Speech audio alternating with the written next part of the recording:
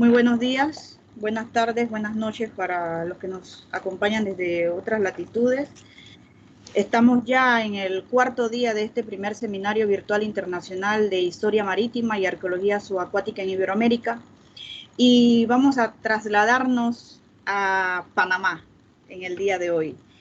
En el archipiélago de Coiba, en el Pacífico panameño.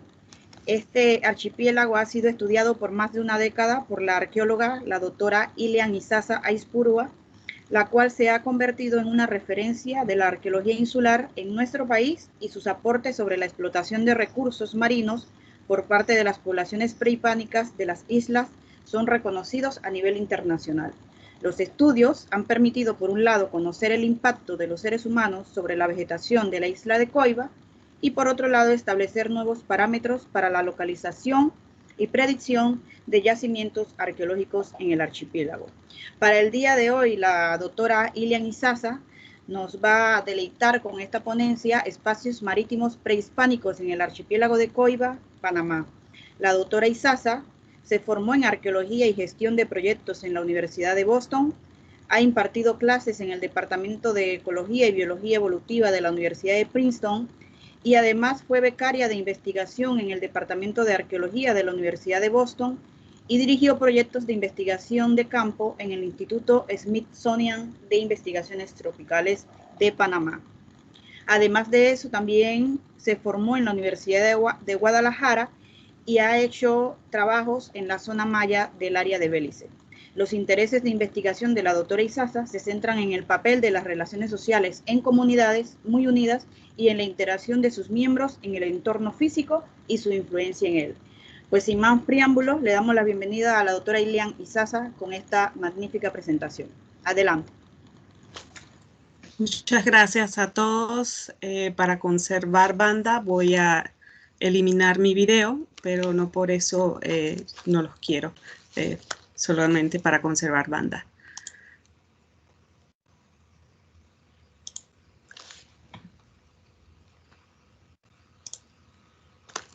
Perfecto. Buen día a quienes nos acompañan virtualmente. Agradezco a la Universidad de Panamá, su Centro de Investigaciones Antropológicas, al colega Abner Alberda por la organización de este evento, su amable invitación, y a las autoridades de la universidad que hicieron realidad este seminario. Es un placer para mí platicarles hoy sobre el trabajo que hemos realizado en el archipiélago de Coiba y que deseamos continuar dentro de un nuevo programa de arqueología subacuática que la Asociación Panameña de Interés Público, Coiba AIP, quiere respaldar. El archipiélago de Coiba es un parque nacional y patrimonio mundial de la humanidad ante la UNESCO desde el 2005. Sus islas se ubican en la plataforma continental de Panamá, entre dos zonas que en tiempos precolombinos tuvieron una interacción cultural que fluctúa a través del tiempo y el espacio. Estas zonas se les denomina en arqueología las zonas del Gran Chiriquí y las zonas del Gran Coclé. La verdad es que estos términos coinciden con regiones que son provincias políticas dentro de Panamá, pero abarcan otras provincias dentro de sí. Las primeras referencias del término Coiba nos alertan que esta no representa una región o un lugar específico, pero un lugar que está lejos.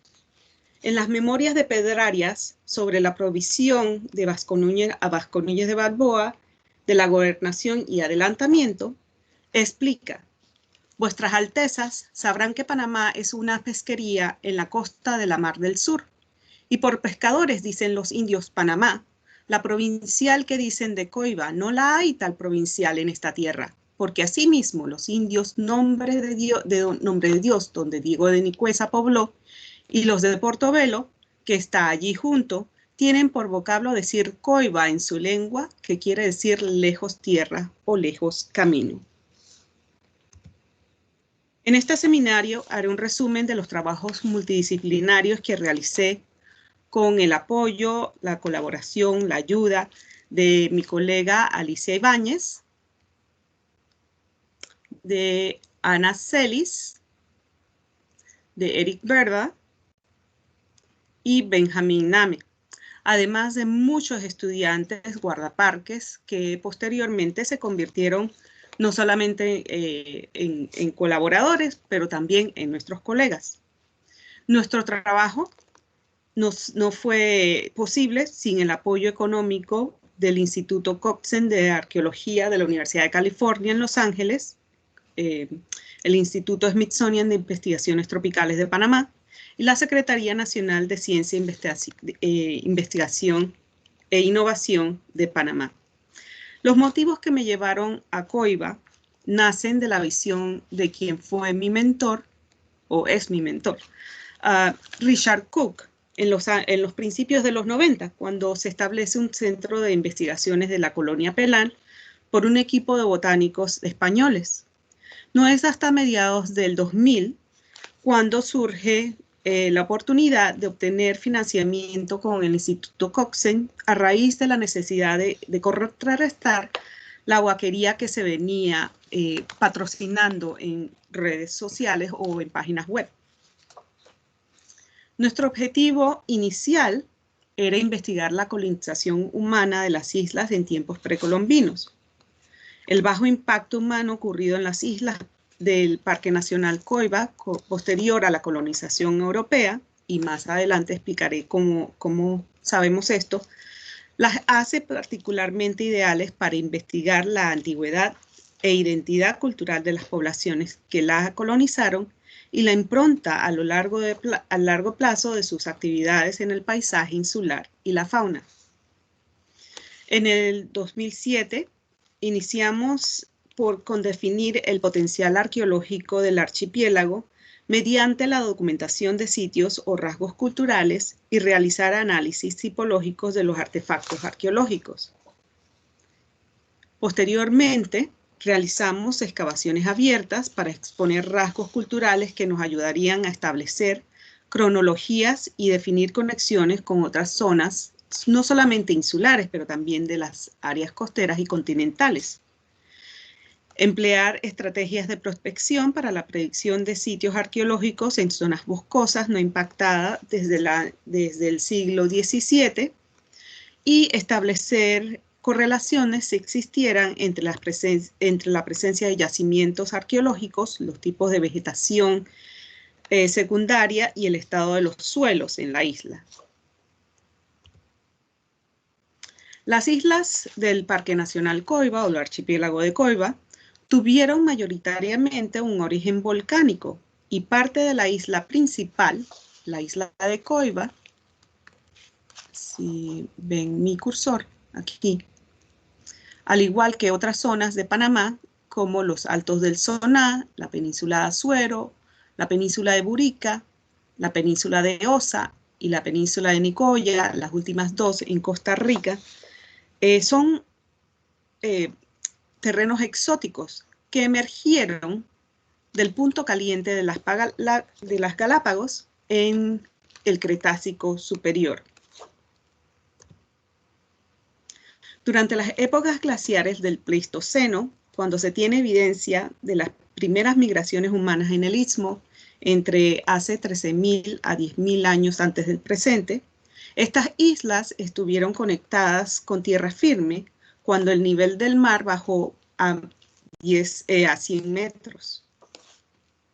En este mapa trazamos los niveles paleogeográficos de Panamá propuestos por Stuart Redford, cuya interpretación se basa en los mapas de matimetría de la naval americana de los años 20 y 30, que están en el Tommy Guardia a escala de 1 en 500, y cartas náuticas del Ministerio Naval Británico de los años 20 a 10 metros. Ahora, durante el Pleistoceno, la flora y fauna de las islas era similar a las del continente, pero luego de su aislamiento hay un reajuste en la flora y la fauna.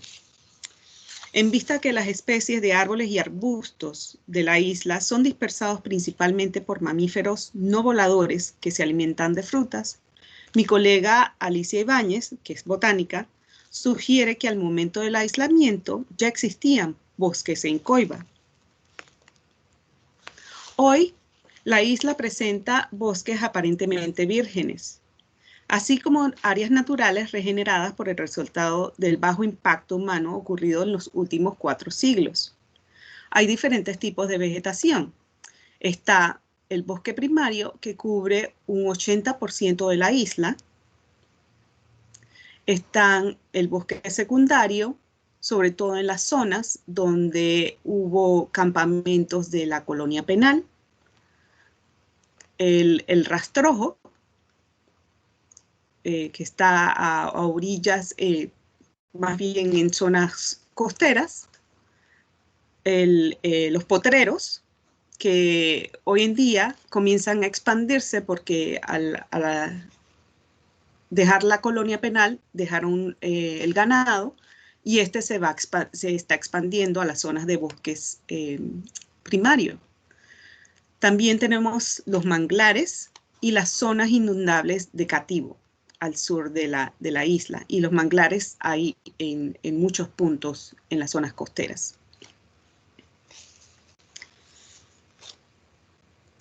En cuanto a antecedentes etnohistóricos e históricos, sabemos que el primer cronista que hace mención de Coiba y las islas vecinas al Golfo de Montijo, que se encuentra en esta zona de Panamá, al oeste de la península de Azuero, que es esta franja aquí,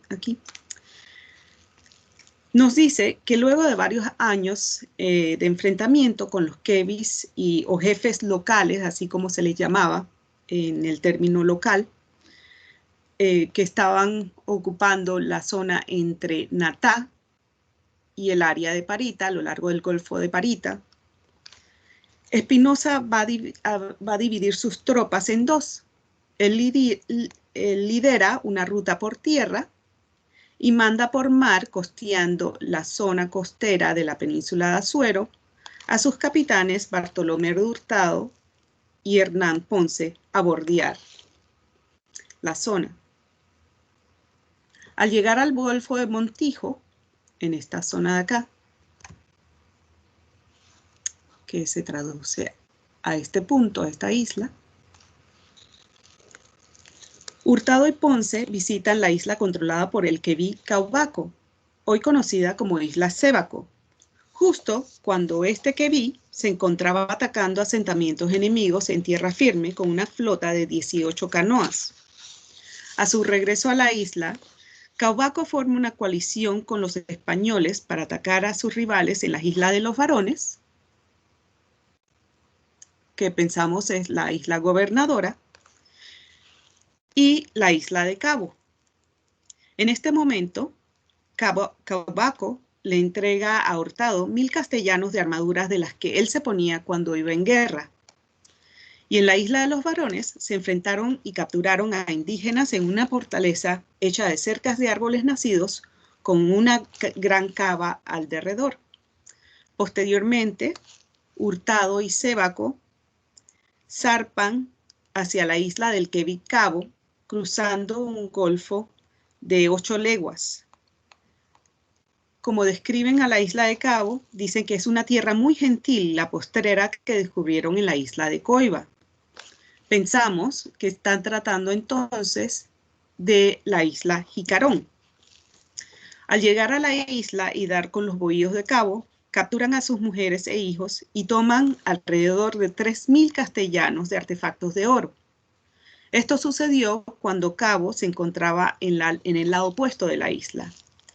Luego apareció el quebí con 8 canoas equipadas y muchos indios de guerra, los que desatan una batalla. Según Espinosa, los guerreros llevaban puestos corceletes de algodón tan gruesos que parecían colchón, y entre sus armas llevaban picas y lanzas largas, gruesas, con dientes de tiburón y otros pescados en sus puntas.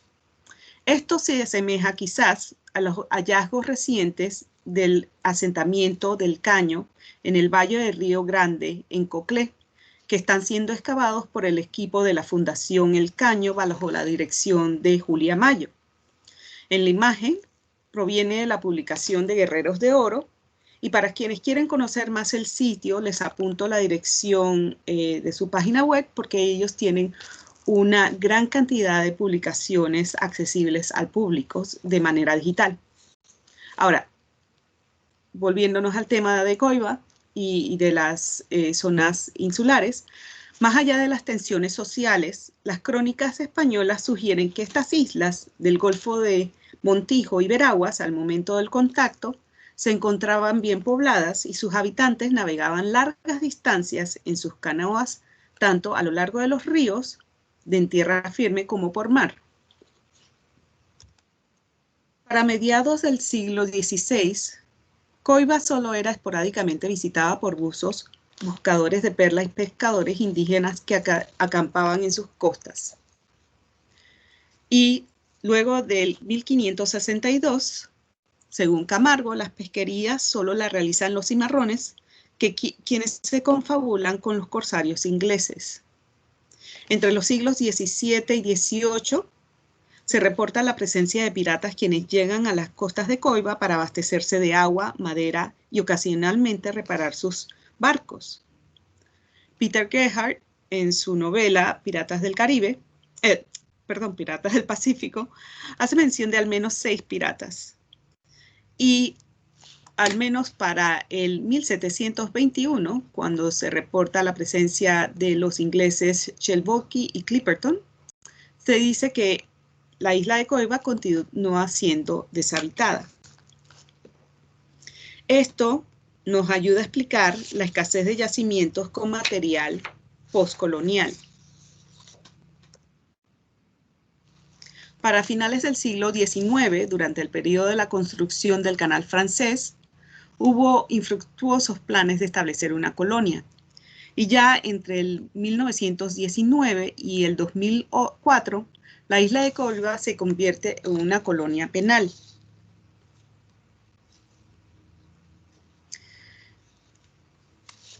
Esta contaba con 25 campamentos en diferentes partes de la isla, sobre todo en todas las zonas amarillas en este mapa, son las zonas donde estuvieron los campamentos. Y en estos campamentos los reclusos eran forzados a realizar actividades agrícolas y agropecuarias, impactando solo el 20% del territorio de Coiba. Inmediato a su cierre, el cierre del penal, Coiba y sus islas vecinas son convertidas en un parque nacional. Y en el 2005, como mencioné anteriormente, entra en la lista de sitios de Patrimonio Mundial de la Humanidad en la UNESCO.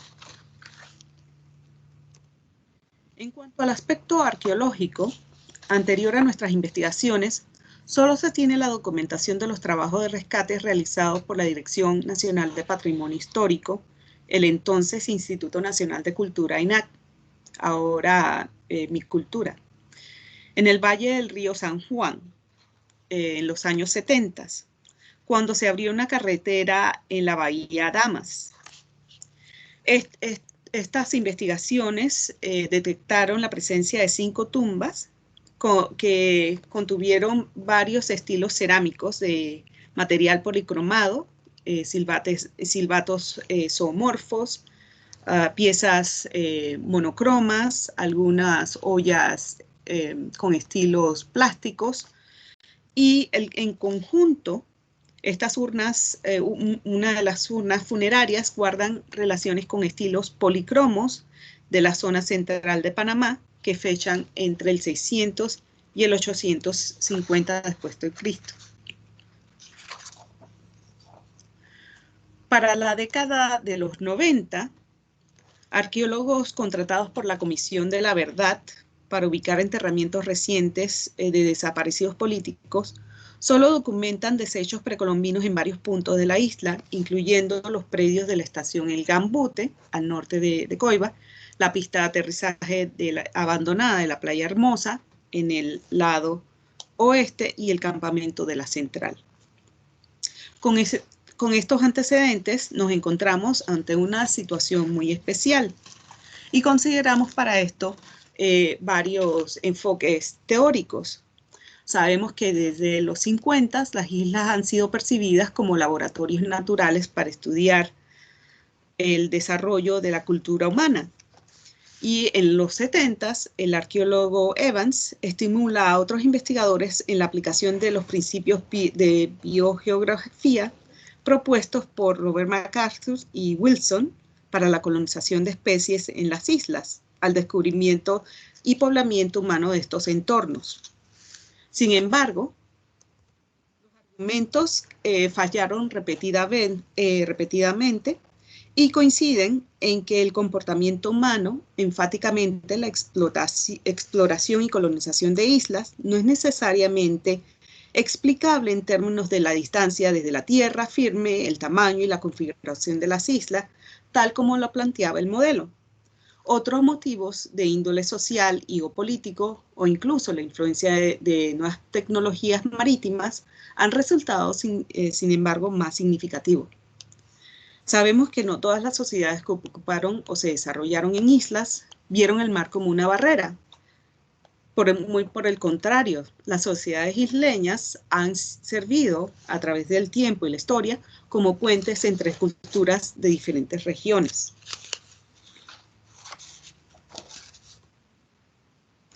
En el 2007 iniciamos nuestras investigaciones explorando el tema de la ocupación humana de las islas, prospectando 5 de las islas del Parque Coiba.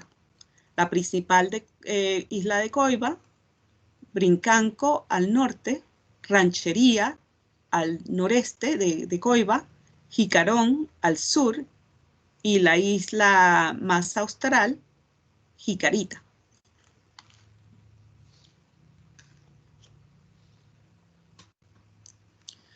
Aquí quisimos evaluar las características y condición física de los yacimientos arqueológicos y comenzamos a explorar la viabilidad de pronosticar la ubicación de los sitios en base a la presencia de especies de plantas que crecen en sitios alterados por actividad humana. Comenzamos por explorar plantas como el corozo, el laurel, el guarumo y especies que se han descrito como no nativas de la isla, como la palma real, o sea, la Thalea butyracea.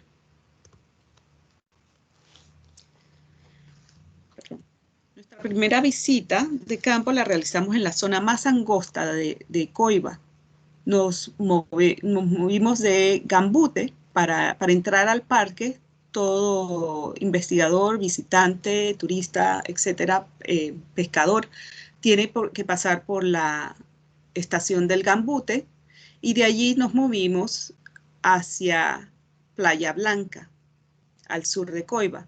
Y entonces quisimos explorar esta zona aprovechando la visita de una investigadora.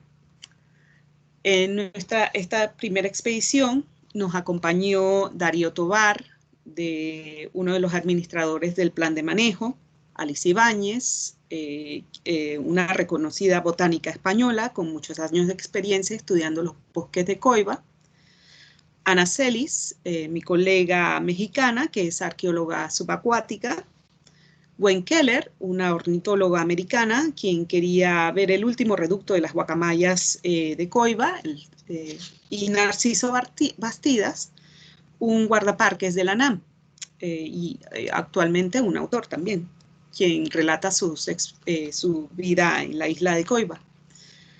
Nuestra expedición nos dio la oportunidad de explorar diferentes zonas de bosques igualmente. Cubrimos la zona de playa rocosa, los manglares, las zonas de bosques secundario, el bosque inundable del Cativo y las zonas de playa. Lo más significativo es que desde un inicio pudimos observar que en las zonas donde estaba la presencia de la palma Thalea butyracea había presencia de material cultural, aunque escaso, como este metate, sí había presencia de material precolombino. Lo no tan positivo de este primer recorrido fue que nos tomó más días de lo que habíamos planeado. Teníamos en cuenta que esta zona entre el sur y norte de la playa, entre Playa Blanca y Barco Quebrado, había un camino que había sido abandonado ya después de la desocupación del penal, y teníamos presentes que podíamos caminarlo en 3 días, un día y medio de ida y un día y medio de vuelta, pero nos ocupó los 3 días completos. Cuando llegamos a la zona de Barco Quebrado, entonces tuvimos que llamar por un satelital para que nos rescataran en esta zona, ya que la comunicación no es tan fácil, y es una zona de muy fuerte oleaje que requiere de capitanes muy diestros para surfear las olas y llegar a la playa. Intentamos infructuosamente, como en esta imagen, cruzar la desembocadura del río Barco Quebrado, pero los ensayos de cruce que realizó Mali demostraron que no íbamos a poder con la corriente y también los cocodrilos que estaban muy cerca. Así que pasados esos 3 días, ya nos quedamos Ana Celis y yo en la estación El Gambute y continuamos nuestras prospecciones en las áreas cercanas a los antiguos campos de los prisioneros, ubicados en las zonas costeras como La Galera, San Isidro, Las Salinas, El María, en la costa este, en el centro del río San Juan. Penetramos la zona de la hidroeléctrica del Alemán. En la zona norte recorrimos el Gambute, el Cerro de la X, el Cerro de los Monos, Santa Cruz, y en la costa oeste, el noroeste, Playa Brava y Playa Hermosa. También tuvimos la oportunidad de visitar el Río Negro.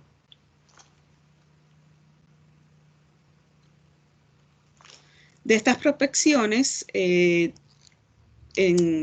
conjunto, visitamos 8 de los 20 campamentos del antiguo penal, cubriendo aproximadamente 95 kilómetros a pie. Y lo decepcionante de todo este recorrido fue que el material era muy escaso y estaba en muy malas condiciones. Un típico tiesto era de igual manera en todos los yacimientos como este que ilustramos. Estos primeros recorridos cubrieron todas zonas abiertas que sirvieron como potreros o campos agrícolas. En zonas continentales, recorridos de este tipo hubiesen sido muy fructíferos, pero lo primero que comenzamos a demostrar es que solo en las zonas donde identificábamos la palma real, como en estas zonas, llegábamos y comenzábamos a encontrar material cultural.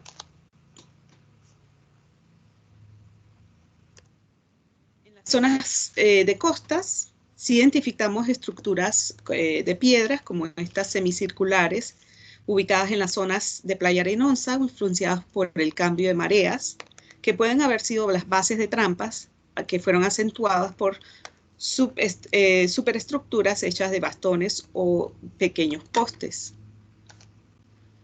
Las que son visibles incluso con imágenes BIM.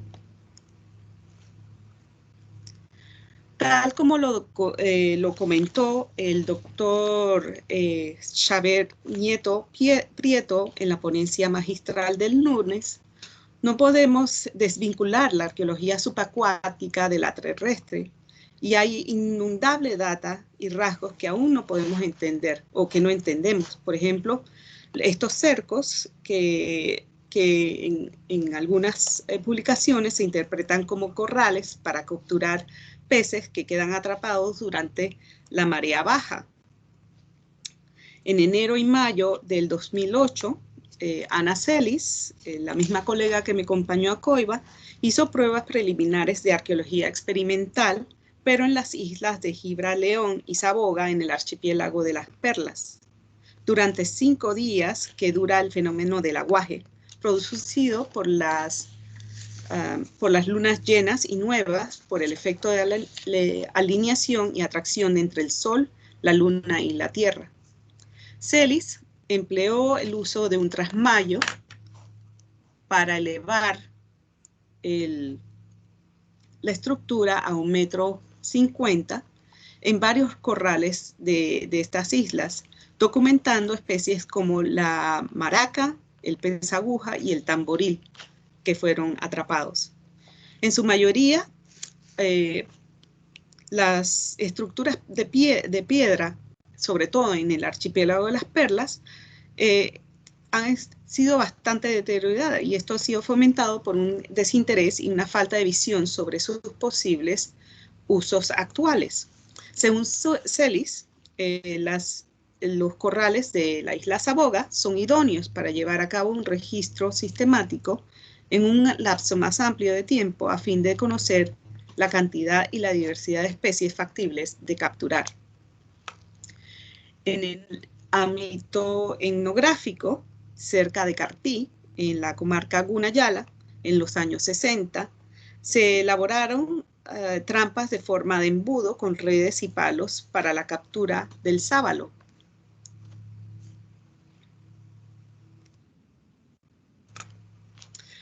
Ahora, fuera de la isla de Coiba,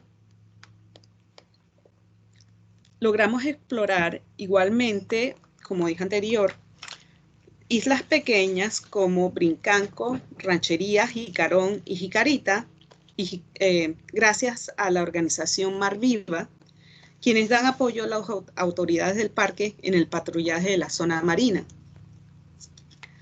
Del resultado de las giras realizadas entre julio y septiembre del 2007, documentamos alrededor de 31 localidades con la presencia de material precolombino, en su mayoría sitios que presentaron artefactos arqueológicos aislados, como los demostré, fragmentos de cerámica e instrumentos de piedra, y en solo un lugar restos biológicos.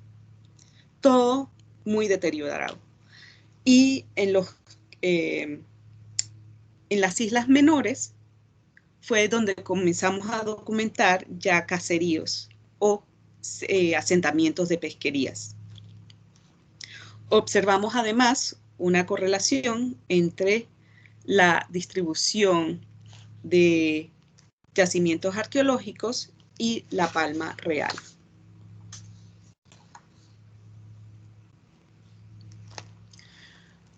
La visita de Isla Brincanco al norte se dio luego que el guardaparques Santiago Concepción, quien luego se convirtió en nuestro guía, reportara la presencia de cerámica precolombina en la desembocadura de una quebrada en la península noreste de la isla. El sitio no solo estaba erosionado, pero también había evidencia de huaquería.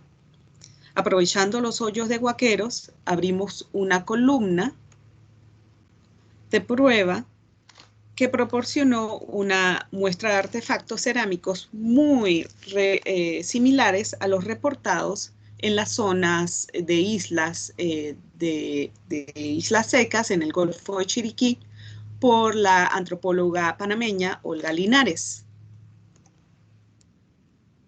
Ahora, para quienes no están familiarizados con la arqueología de Panamá, Linares fue quien acompañó al arqueólogo americano Charles McGinty en los años 60 a lo largo del Golfo de Chiriquí, toda esta zona, como parte de un proyecto del Instituto de Estudios Andinos que intentaba establecer conexiones culturales entre las poblaciones del Istmo y los centros nucleares de Mesoamérica y la región andina.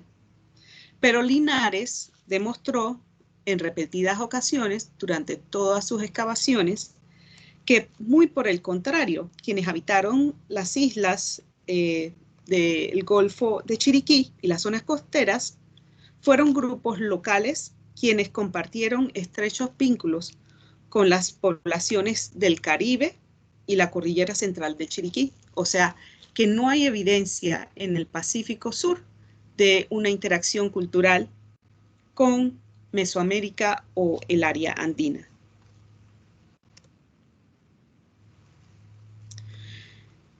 Cuando exploramos Brincanco, notamos las numerosas hachas en manos de metates en diferentes estados de uso y algunos fragmentos de cerámica modelada en una pendiente que va de 75 grados al este de la quebrada. O sea que en esta península hay una quebrada que desemboca al norte de Coiba y a lo largo de la pendiente todo estaba erosionado por el continuo derrumbe de árboles que procedían de un filo ubicado a 60 metros de altura y 400 metros de la costa.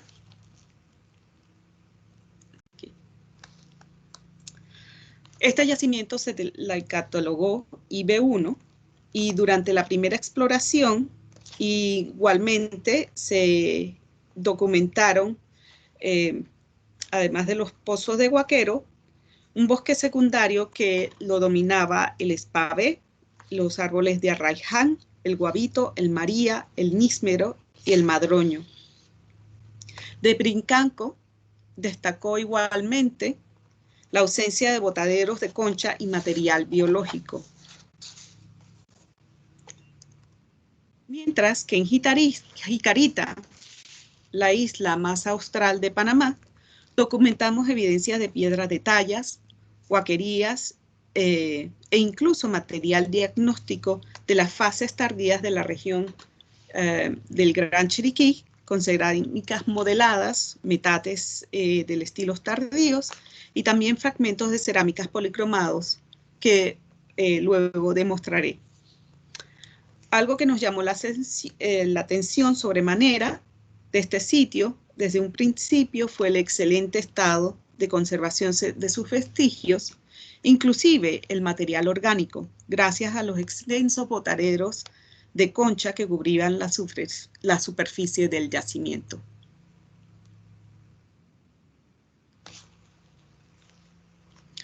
Vemos piedras talladas, la evidencia de huaquería que nos ayudó a definir qué tan profundo iban a ser los vestigios culturales, nuestros primeros muestreos que demostraron la presencia de material biológico y una conexión con las culturas locales de Panamá en el Gran Chiriquí y el Gran Coclé, y que fechan entre el 200 antes de Cristo al 1521 después de Cristo.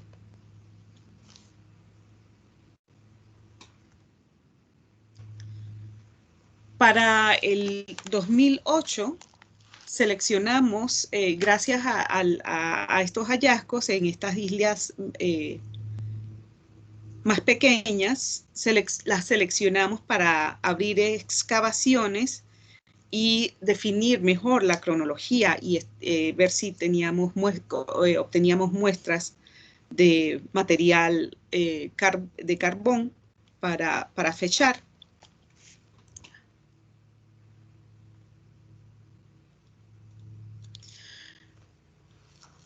La isla Brincanco tiene por lo general una forma redondeada con dos penínsulas al norte que forman una ensenada protegida, mientras que al suroeste hay una isla de 20 hectáreas que queda unida principalmente durante la marea baja. Acampamos en este lugar durante 21 días en marzo del 2009 con el fin de ampliar unidades de excavación y intentar de definir qué tipo de actividades se realizaban en la isla y refinar su cronología. Basados en la distribución continua del material cultural, determinamos que, que este sitio cubría un área aproximada de 913 metros cuadrados y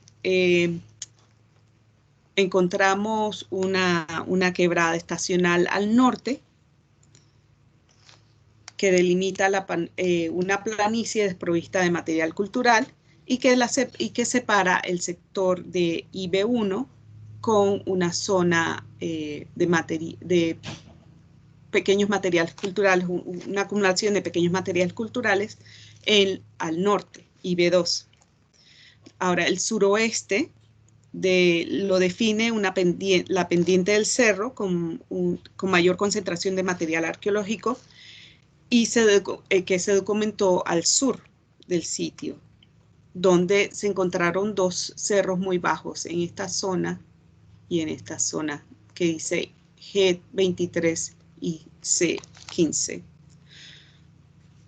Todas las unidades demostraron una estratigrafía arcillosa con depósitos compuestos principalmente de tiestos de cerámica, al igual que en la isla de Coiba.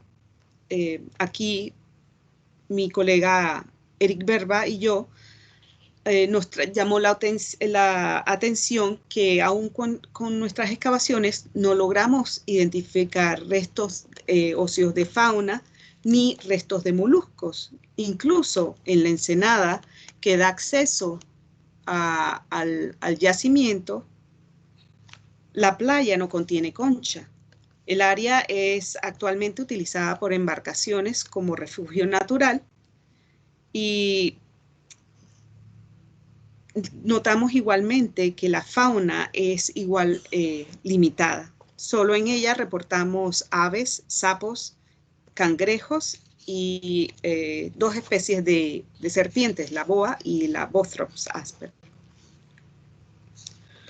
Un pozo de Huaquero nos dio la oportunidad de excavar esta olla parcialmente destruida, una pieza del estilo tonosí policromado, cubierta con este plato monocromo con un engobe blanco y que fechan entre el 200 después de Cristo y 500 después de Cristo. Otra zona donde abrimos una unidad muy pequeña fue de 20, donde encontramos este apéndice antropomorfo que fue en superficie y que se comparó con un soporte identificado como el modo A2 de la fase San Lorenzo, que define Linares para islas secas. En la unidad C15, una de 2x2, encontramos una unidad un poquito más profunda de aproximadamente 50 centímetros de grosor, con material no policromado, pero sí modelado, y que definen una fase un poquito más temprana para la ocupación del yacimiento. La mayoría del material se encontró cerca de la pared oeste, y una muestra de carbón del estrato 2 nos dio un fechamiento entre el 700 y 900 después de Cristo.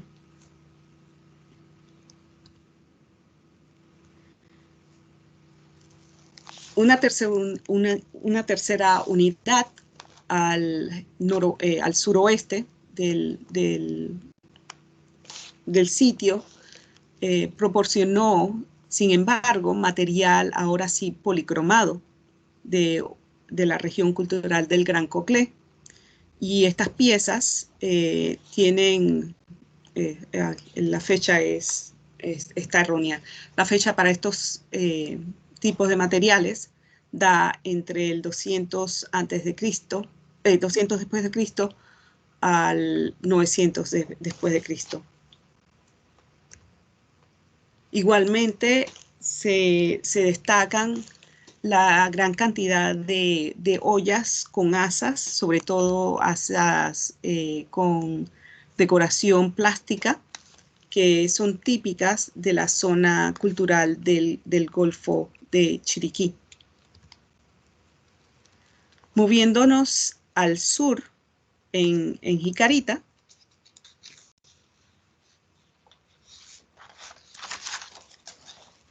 esta isla, que es una isla alargada que va en dirección norte-sur, y que tiene un poco más de 2 kilómetros de largo de longitud por 1 kilómetro en su parte más extensa, en la parte más ancha al sur de la isla, se caracteriza por presentar un filo que recorre la isla en dirección norte-sur, de norte al sur. Tanto en la parte alta del filo, en la zona sur, como en la base del yacimiento, en las llanuras, y en la parte norte, en las zonas bajas, identificamos material cultural. Pero para la excavación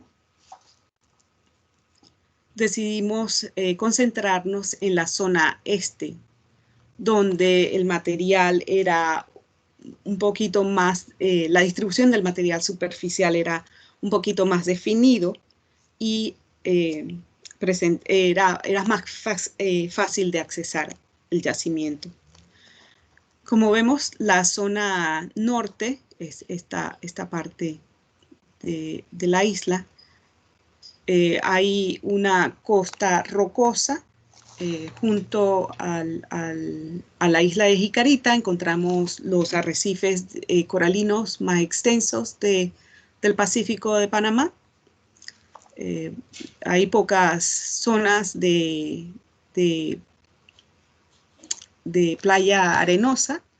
Mucha de la costa está protegida por estas zonas rocosas que también de manera indirecta protegen al yacimiento que se encuentra detrás de este hermoso ceiba y que está protegido en la parte oeste por el risco.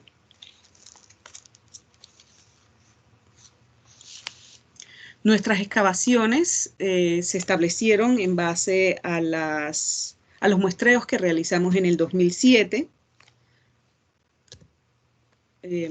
cerca de la zona donde encontramos esta piedra pulida.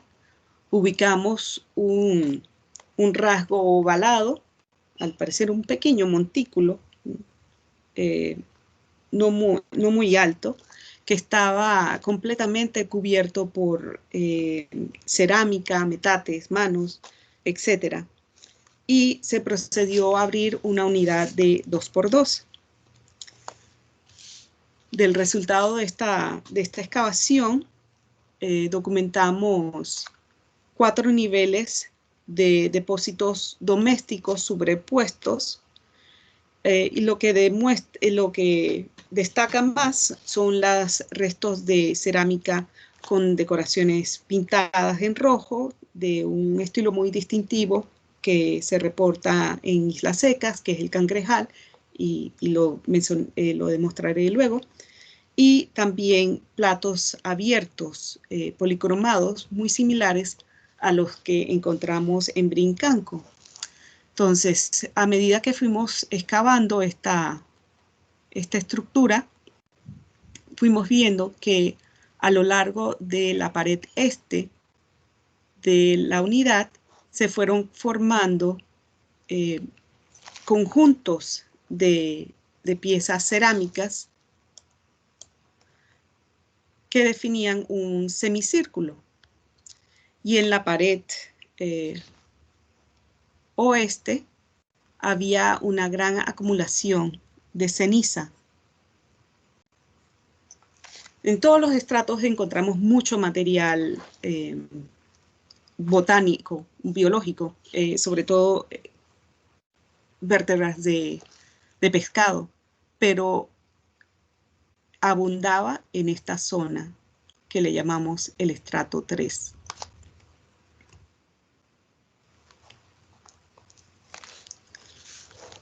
Todos los estratos están compuestos por sedimentos arenosos con alto contenido de conchas marinas y vértebras de pescados. Entre los complejos cerámicos se documentaron los estilos de la fase de San Lorenzo, del Golfo de Chiriquí y el periodo cerámico E, con variedades del estilo del Cubitá de la región del Gran Coclé. Y para ilustrarles, la zona de gran ceniza, este estrato 3, es esta zona grisácea con alto contenido de carbón también. Al sur identificamos lo típico, el último día, evidencia de una hornilla que decidimos dejar intacto para futuras investigaciones. En la parte superior, en los niveles más superficiales, identificamos cerámica modelada, mientras que a medida que fuimos excavando, comenzamos a ver material pintado. Esta pieza, del estilo cangrejal lineal línea roja, de la fase San Lorenzo, dio un fechamiento del 660 al 870 después de Cristo, y es muy similar a lo que reporta Linares para esta región. Coetáneo con esta cerámica pintada, encontramos también platos o platos hondos pintados con un engobe rojo que pertenecen al estilo Juncal Rojo del Valle del Río La Villa, que se han identificado principalmente en las zonas de la Bahía de Parita, en el Valle del Río La Villa y la zona del sur de Tonosí, y se conoce como el Juncal. Igualmente, al igual que Brincanco, encontramos piezas del estilo Cubitá Caracucho, de sangriño de líneas blancas, que son muy típicas no solamente de la Bahía de Parita, pero también se encuentran en las Islas de las Perlas, en el yacimiento de Panamá la Vieja, en su contexto precolombino. Este tipo de piezas se expande, o sea que tenemos una expansión cultural bastante amplia para este estilo de cerámicas. Y como les comenté, en la parte sur, en la parte más profunda de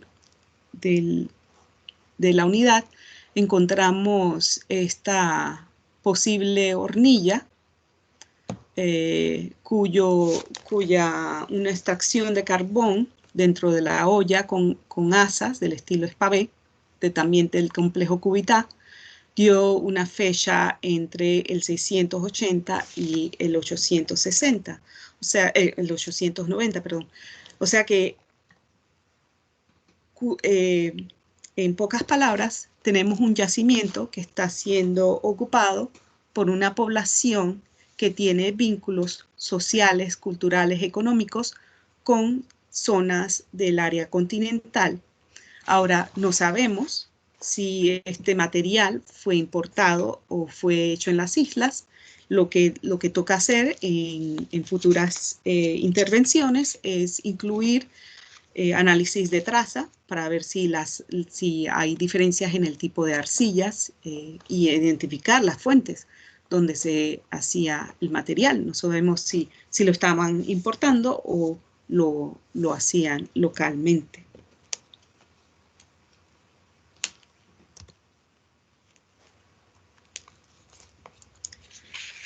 Como dije, hay una riqueza de material biológico dentro de la unidad, y lo que se denominó principalmente por restos de pescados. Hubo también la presencia de anfibios, del sapo de caña. Hubo presencia de dos tipos de aves, el bobo y la guacamaya, que el último reducto se encuentra el coiba. Hay la presencia de la rata de caña y la rata de algodón. El venado, hay también evidencia de un asta y un metatarso de venado. El venado no se encuentra en Jicarita hoy día, o sea que fue un animal importado. Hay presencia de iguanas, de tortugas de agua.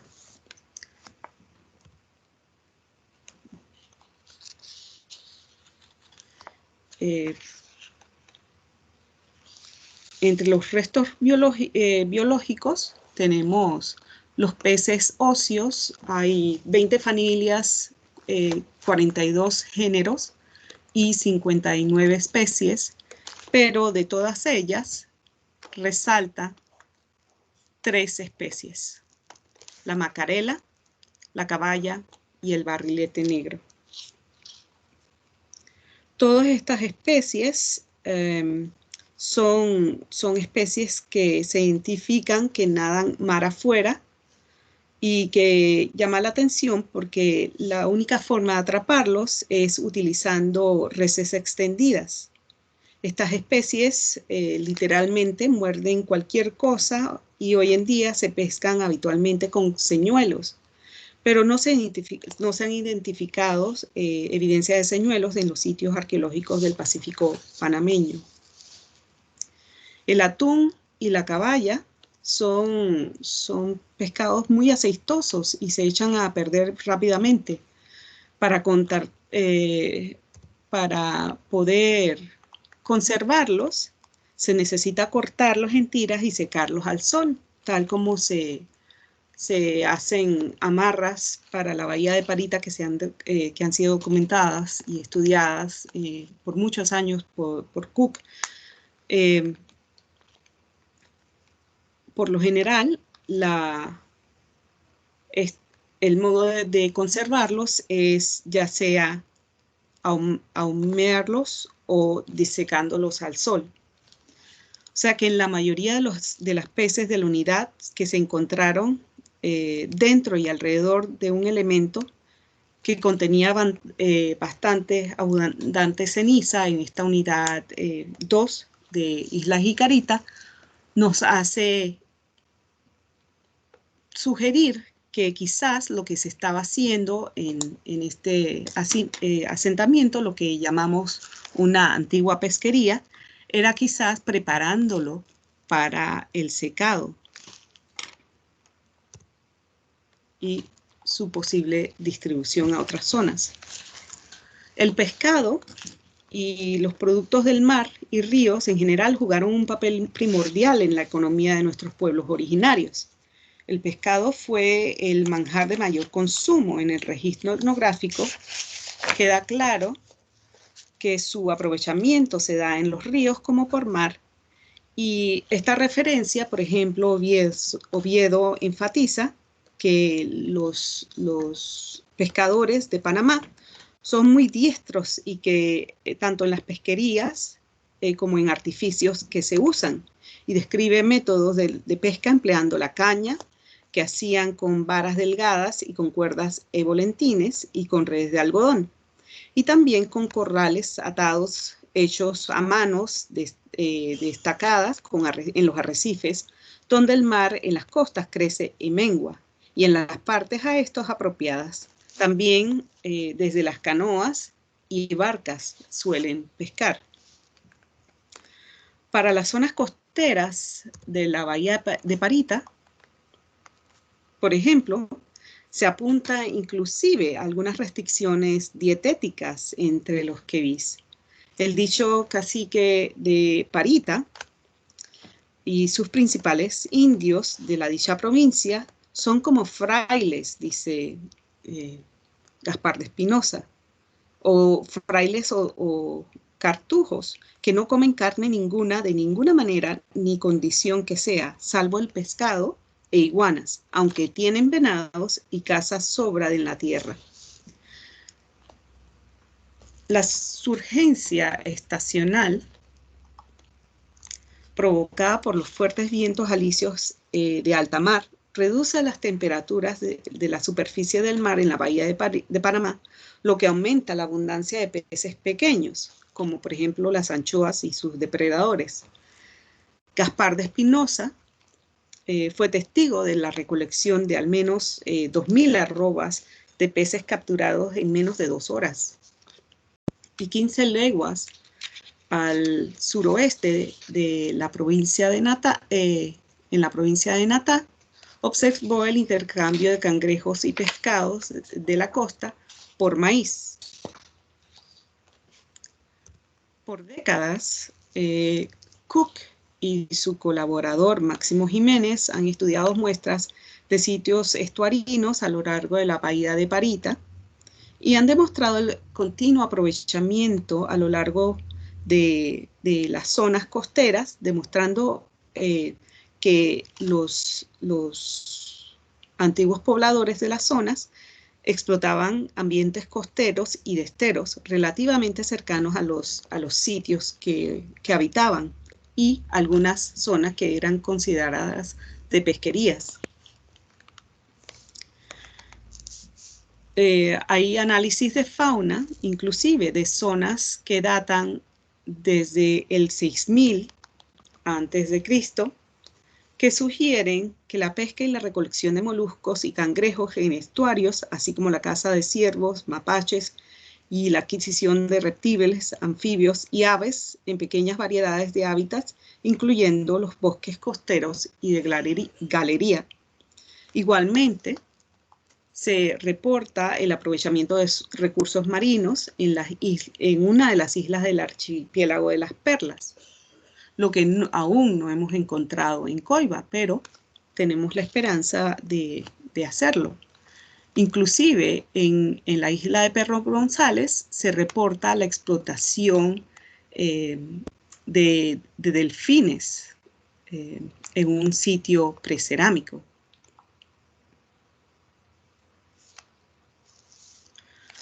Ahora, otro aspecto que documentamos en la isla Jicarita y que resalta la importancia del yacimiento fueron los restos de 2 adultos expuestos en la superficie por la erosión. A pesar de que estaba en superficie, el entierro estaba en muy buen estado de conservación. No estaba completo, pero contuvo los restos de 2 individuos masculinos adultos. El primero, semicompleto, dispuesto en posición flexionada de cúbito dorsal, y del segundo solo se encontró el proximal derecho del fémur y el temporal izquierdo. El sexo del primer individuo, del más completo, se dio y se estimó su edad se basó en la superficie auricular del ilíaco izquierdo y las suturas abiertas del cráneo. Una muestra de dentina lo fechó entre el 600 y el 800 después de Cristo. La antropóloga física Nicole Smith Goodman, quien estudió el entierro, identificó patologías que apuntan a extrema actividad física, incluyendo espondilosis lumbar, osteoartritis de las articulaciones vertebrales, la rodilla y el cóndilo intermedio izquierdo del fémur, y evidencia de anemia en el lado anterior inferior del cuello femoral izquierdo, además de desgaste oclusal severo en todos los dientes presentes y enfermedad periodontal. También hay la presencia de un trauma curado. Por ejemplo, la parte dorsal de la quinta vértebra lumbar está completamente separada, lo que sugiere la falta de unión de una fractura ante-mortem en la parte baja de la columna. Hay patología, la patología más importante o más notable del esqueleto fue, como dije, la osteoartritis, y se da también en la mayoría de las superficies de las articulaciones. Hay un ligero reborde que se observa la porosidad de las superficies emburnadas del hueso, o sea, que el hueso, cuando el ligamento se deteriora, está rozándose uno con otro, creando una superficie que refleja como un marfil. Esta artritis severa de la columna y la rodilla parece sugerir un patrón de actividad que implica el levantar objetos pesados, una interpretación reforzada por la evidencia de la espondilosis de la quinta vértebra lumbar.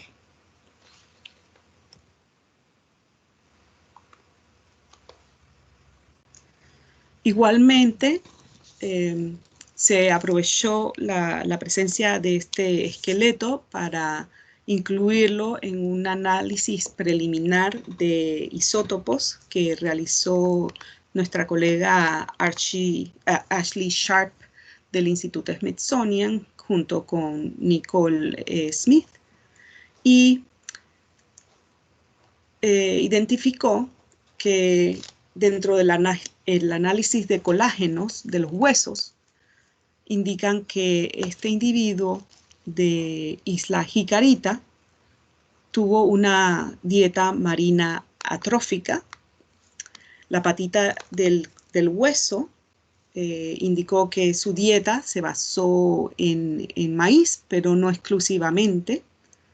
La patita del esmalte del diente que condujo a inducir que el individuo era originario del Pacífico panameño.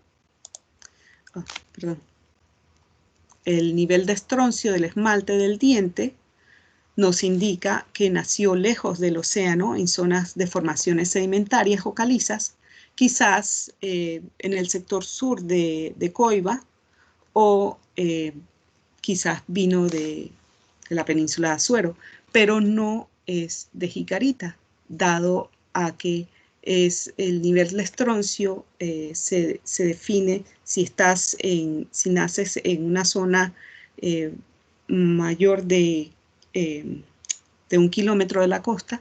Entonces los niveles te pueden determinar si eres de la costa o no. Además de los hallazgos que realizamos en las islas pequeñas para poder compensar la falta de yacimientos con amplia dispersión de material arqueológico y en mejor estado de conservación, decidimos regresar en el 2009 junto con Alicia Ibáñez y el edafólogo Benjamín Name, a prospectar zonas de la isla de Coiba que se encuentran en zonas de bosque primario, y que no fueron impactadas en tiempos históricos, pero que reflejan zonas de bosque secundario, lo cual es muy interesante. Así que decidimos enfocarnos ahora sí en estos tipos de formaciones del bosque para tratar de ver si había una correlación entre estas zonas intervenidas, la condición de los suelos y la presencia de material arqueológico. Lo voy a dar muy brevemente porque ya se nos va acabando el tiempo. A pesar de que no hicimos arqueología acuática, sí nos tocó sumergirnos al agua para accesar estos yacimientos. En todas estas zonas, decidimos hacer parcelas en zonas tanto donde hay vegetación secundaria como en las zonas de vegetación primarias adyacentes y ver cómo era la vegetación, como el bosque, las comparaciones del bosque entre las zonas donde encontrábamos material arqueológico y donde no. Y decidimos hacer prospecciones arqueológicas, la botánica, donde se medían la base de los árboles y su altura, y edafológica, analizando los tipos de suelos de Coiba. En todas estas zonas que seleccionamos, logramos finalmente hacer una identificación más propia de material en mejor conservación y también en mayor abundancia. Al lado del helecho, por ejemplo, documentamos este vaso, que luego les voy a presentar, que tuvo una adición de carbón vegetal y que dio una fecha del 830 al 900 después de Cristo. Como vamos viendo, la ocupación principal de Coiba es entre este periodo. Vamos viendo ya mayor material cultural, metates, manos adyacentes, utensilios de piedra, punzocortantes, raspadores, material más reciente al periodo de la conquista, y esta es la copa, la base de una copa que la presenté anteriormente. En las zonas del sur, donde se encontró la palma real, la abundancia de material fue fenomenal, aún muy deteriorado, y donde solamente podemos hacer identificación a nivel de las pastas y las inclusiones del material. En ciertas ocasiones, material con decoración plástica, muy típico de la región del Golfo de Chiriquí. En las zonas centrales de Coiba, con la presencia igualmente de la palma real, ya vemos la presencia de cuchillos, de machacadores, de pedernales, etc. Igualmente encontramos algunas piezas semicompletas, algunas fueron parcialmente destruidas por los pozos de Huaqueros, pero dan una fecha que es muy compatible con las zonas donde extraímos material vegetal de carbón. En el Valle del Río Negro, en la parte central de la isla, comenzamos a ver ya mayor cantidad de piezas de piedra. La cerámica fue muy escasa, pero los instrumentos de piedra en el Valle del Río Negro nos hacen pensar que quizás esta es una zona donde se está extrayendo la materia prima. También es la zona donde se encuentra una falla geológica.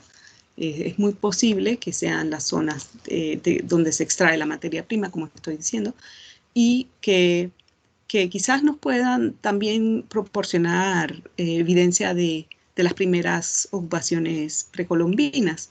pero aún no tenemos yacimientos precerámicos para la isla. Aumentó, eso sí, significativamente la cantidad de sitios que logramos identificar. Cuando decimos IC29OA significa material aislado, pero cuando no hay el OA, los sitios son más extensos. Aumentamos el número de muestras de carbón y la cronología de nuestros yacimientos. Vemos que por lo general hay una ocupación bastante intensa entre el 600 después de Cristo y el 1000 después de Cristo. Presumimos que la colonización de estas islas se da en un momento clave para el desarrollo social de las sociedades originarias del Istmo, cuando numerosos valles del interior del país experimentan un incremento en su número y tamaño. Igualmente es un periodo donde se empiezan a detectar diferenciaciones sociales y materiales, como el uso de las conchas marinas, que empiezan a explotar y a trabajar para elaboraciones de alhajas, las que son asociadas a personas específicas dentro de recintos suntuarios.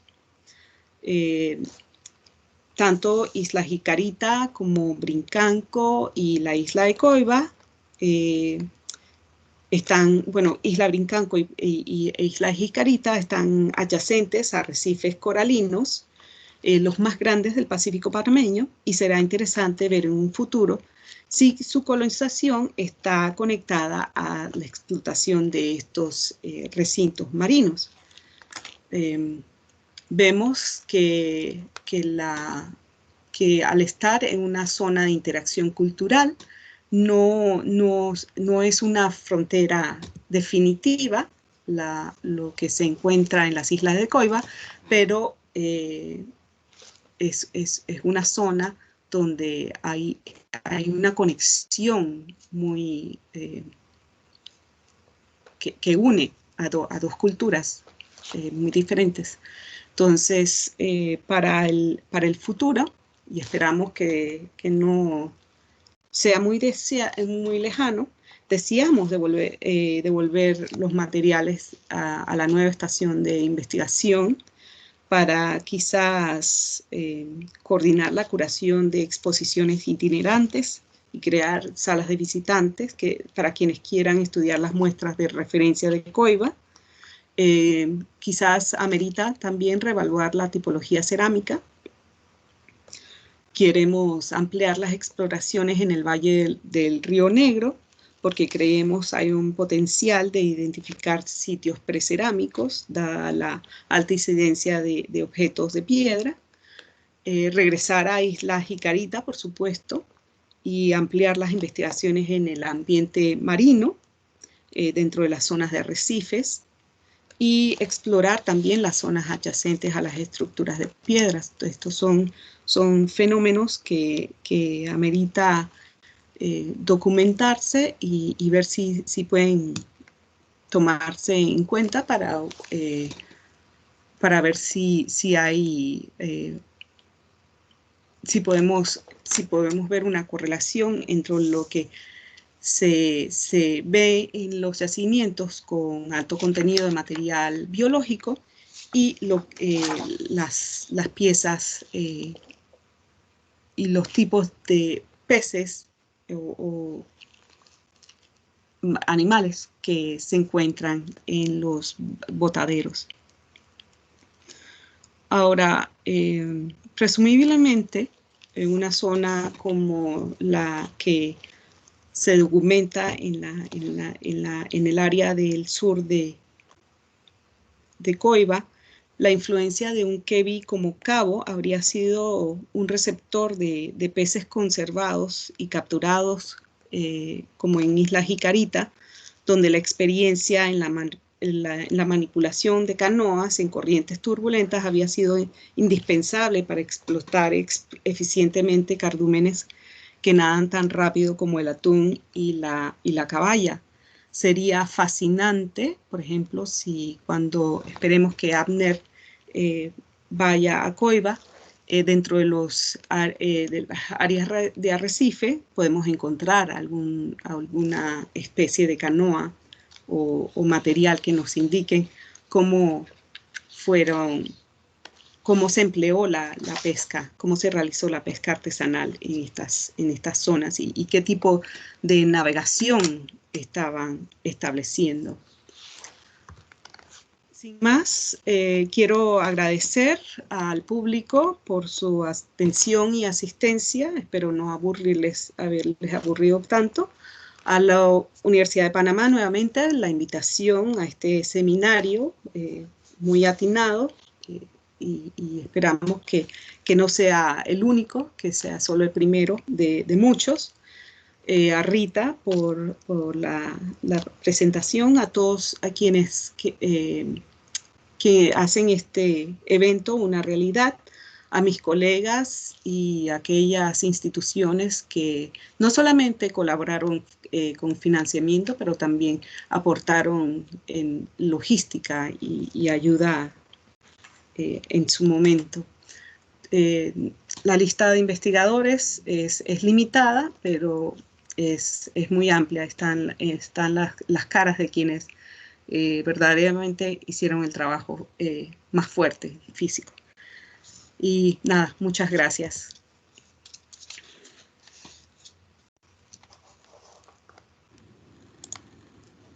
Muchas gracias a la doctora Hilary por esta magnífica presentación. Y sumándome un poco a sus palabras finales sobre los agradecimientos, pues agradecer a las instituciones que hacen posible este primer seminario virtual internacional de Historia Marítima y Arqueología Subacuática en Iberoamérica. Agradecer al Centro de Investigaciones Antropológicas de la Universidad de Panamá, a la Facultad de Humanidades, a la Escuela de Antropología, al Grupo Ancora, a la revista Contacto y al Grupo de Antropología Pública Panameña. Recordarle a los invitados, si tienen alguna pregunta pueden dejarla en los chats. De igual forma, si alguno quiere hacer uso de la palabra, levanta la manito y pues le activamos el micro para que puedan expresarse. Ya tengo algunas preguntas por acá. Tenemos una primera pregunta. Dice, los ríos de la isla Coiba permiten la navegación y comunicación respecto a otras zonas más alejadas del mar.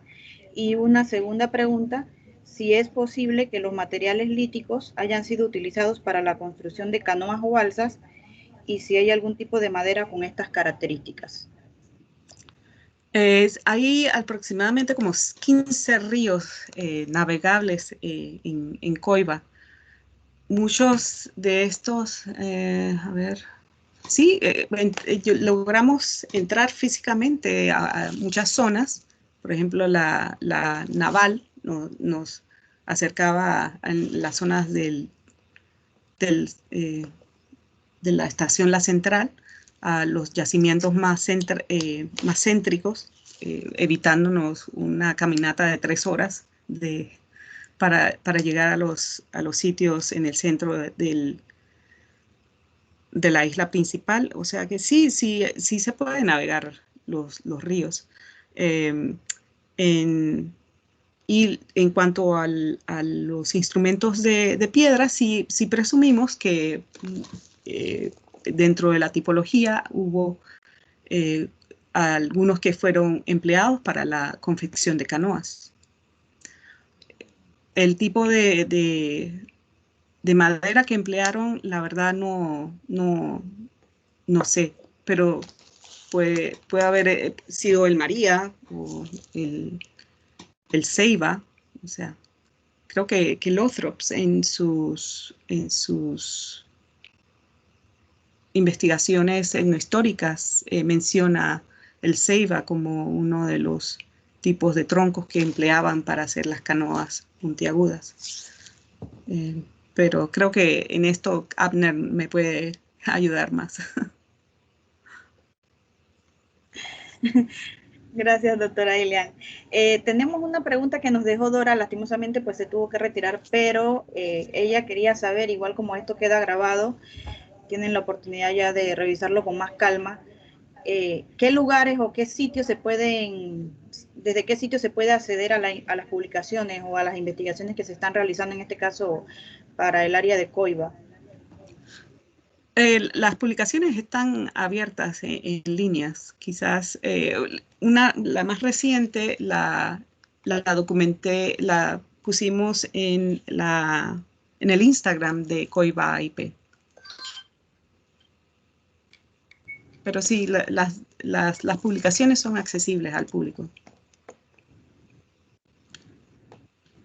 Muchas gracias, doctora Ilian. La verdad que ha sido una jornada muy interesante, sobre todo porque hemos pasado de todo este análisis desde el día lunes de la historia de la arqueología subacuática, todo lo que se ha desarrollado y lo que pudimos ver con el profesor Nieto, pasando con el trabajo que han realizado en el área de Bolivia, otros arqueólogos subacuáticos.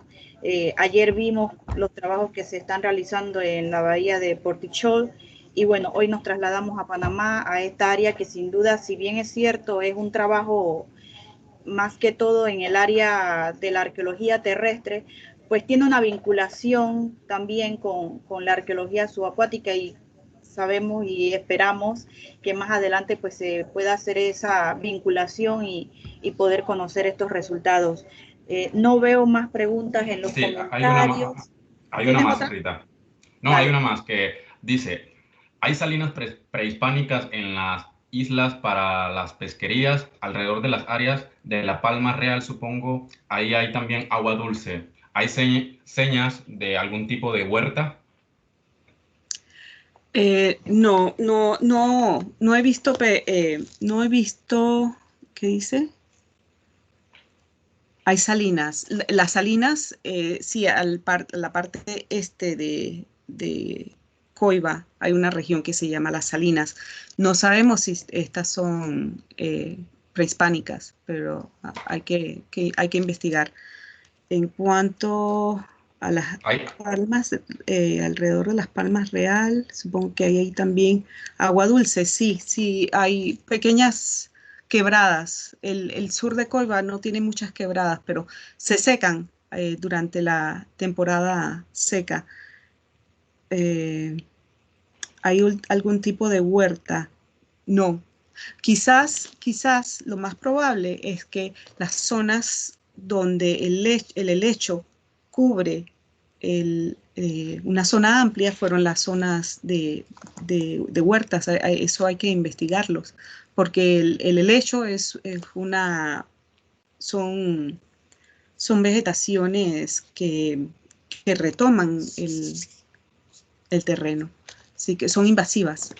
Así que estimamos que sí, fueron zonas que se impactaron tanto que al momento de ser abandonadas, entonces se retoma por una vegetación secundaria como el helecho. Hay otra pregunta que dice, ¿qué tanto fue el impacto que hizo la presencia del centro penal en la isla para la investigación? Bueno, a nivel botánico, solo el 20% de la isla fue impactado. A nivel cultural, no sé si, bueno, no sé quiénes realizaron las huaquerías, pero sí hay un impacto, igual como se ve en las zonas del interior de Panamá, hay sitios que parecen un queso suizo, muchos huecos, mucha exposición, así que sí. El impacto humano es más reciente que antiguo. Bueno, yo supongo que hay otra pregunta que tiene que ver con si han encontrado registro de tubérculos dentro de los análisis que se han realizado, tal vez en No, la cerámica. sí, no hemos analizado los metates, eso sí, pero por ejemplo en el área de Pedro González, Irene Holtz identificó la presencia de tubérculos, la explotación de maíz en, en los instrumentos de piedra, o sea que ya se está consumiendo el maíz y otros tubérculos vegetales desde el 6000 antes de Cristo.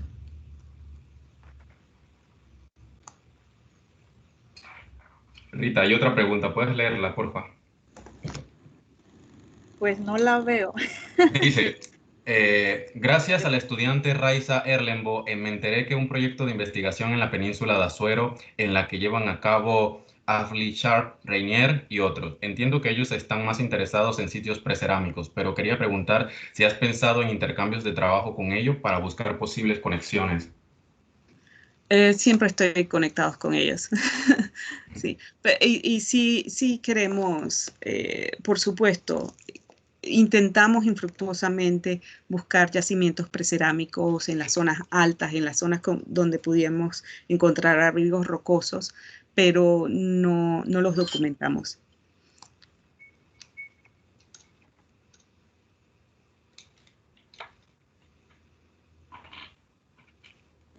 Abner, ¿ves alguna otra? Ya no veo. No, yo creo que ya esas han sido todas las preguntas para el día de hoy. Sí. Bueno, muchas gracias. Ilian, sin duda, magnífica exposición. Sabemos que en el futuro pues tendremos mucha más información y esperamos pues en una segunda ocasión tener esos resultados y una vinculación con la arqueología subacuática que sin duda pues allí supongo que Abner estará trabajando un poco en ello. No, pues yo de mi parte esperar que este nuevo centro de investigaciones mande a estudiantes a Coiba a explorar esas zonas marinas.